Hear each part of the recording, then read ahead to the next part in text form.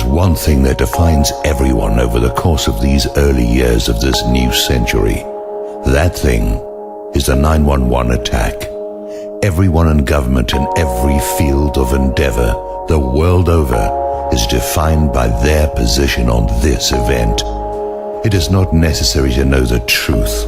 It is only necessary to know the extent of the lies in order to define any leader in any position anywhere in the world. By what they have said and by what they have not said, one can accurately judge who is an enemy of the peoples of the world. One can accurately determine who is a tool of the psychopaths or one of them. Think about what you allow yourself to know. Think about what you pass by, ignore, deny, and defend that defines you. It defines the degree of your personal courage, your relationship to the truth, your values, your principles, and what you will pass on to your children and everyone you meet. It tells you, in that place where your conscience must once have lived, whether you are a hypocrite and a fool, or whether something greater still lives within you. 19 men passed through airport security. 11 of them are stopped and questioned, but then allowed to board. Several large passenger planes wind up hijacked and flown at high speed into enormous buildings. None of these men had shown previous capacity to accomplish this feat. These men were armed with box cutters. No jet fighters were scrambled to intercept these planes, although the authorities in charge of such actions knew immediately what was happening. Airport traffic controllers were ordered to destroy all recorded evidence of the event. Some of them physically broke the CDs and scattered the pieces into different trash containers at the airports. Within hours, 3 of the biggest buildings in the city, buildings designed to absorb the impact of the very planes which hit them, all crumbled into their own footprints at the speed of free fall. It was said that the fire, which burned below the melting point of steel, caused this to happen. No fire in history had previously accomplished such a thing, not once. Previous fires had burned hotter and longer, yet no building fell. Now, 3 have fallen in one day. Months later, the wreckage burned white hot beneath the surface, and clear cuts and support beams were photographed. A passport from one of the hijackers appears on a city street, undamaged. Cars are discovered at airports with flight training videos and Qurans.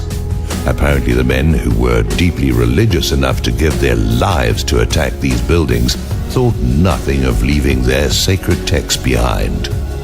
Some weeks later, 7 of the alleged hijackers are found to be alive in their native countries. Some days earlier, some of these men were observed drinking and having lap dances in a Florida bar. This sort of behavior is not normal for such men as these.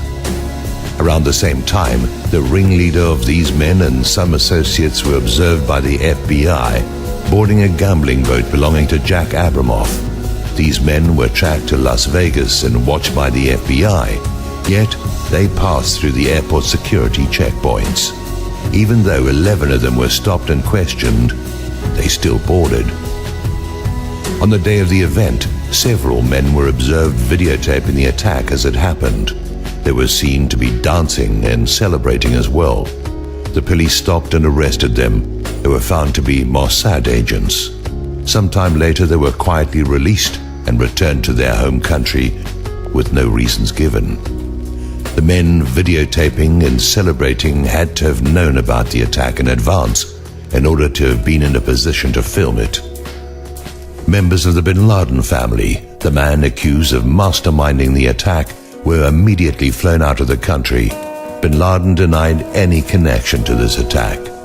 Direct evidence of this exists, and no evidence of his admitting his involvement exists. All of this is fabrication and hearsay.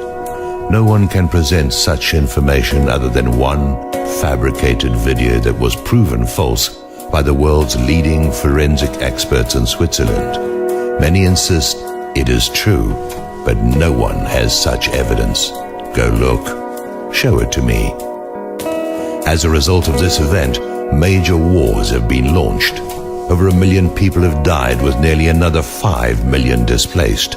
An investigation was launched into the event against the wishes of the president and vice president and rubber-stamped with pre-dawn conclusions, even though the evidence did not support these conclusions. The wreckage was gathered together and shipped overseas. No one was allowed to investigate it. In every event in New York City, in a Pennsylvania field, at the Pentagon, all of the evidence is contradictory. The amount of evidence on every level that directly refutes what we have been told fills thousands of pages. Meanwhile, the administration and the Congress belligerently oppose any inquiry into the matter.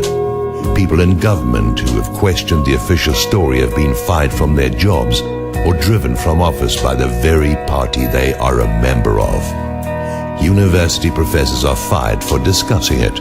Major websites composed of experts in their fields are ignored and even censured. Casual investigation of who benefited and who engineered actions of global impact based on official 911 findings all lead to the same parties. It is incontrovertibly true that one organization, PNAC, called for an attack on American soil in order to facilitate what followed. Members of this organization held key positions in and around the present administration. Therefore, here is what you must know, given that the official story is patently absurd. Anyone who promotes the official story, who accepts the official story, who oppresses those who doubt the official story, who does not question the official story, is involved or too stupid to pat their head and chew gum at the same time. Any presidential candidate who does not dispute the official story is a traitor to their nation and a tool of those who accomplished this attack. It all comes down to 911. Everything that has happened based on a lie.